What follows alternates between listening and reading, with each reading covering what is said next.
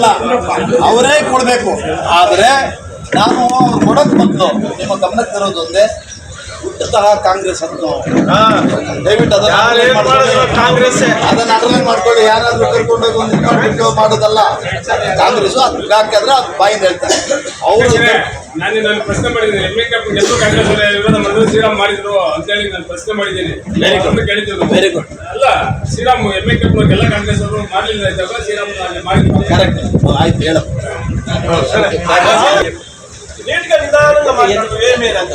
ಜೈ ಬಲೋ ಭಾರತ್ ಮಾತಾ ಕಿ ಜೈ. ಕಾಂಗ್ರೆಸ್ ಪಕ್ಷಕ್ಕೆ ನಮ್ಮ ಹಿಸ್ಟ್ರಿ, ಕಾಂಗ್ರೆಸ್ ಪಕ್ಷದ ಇತಿಹಾಸ ಎಂ.ವಿ.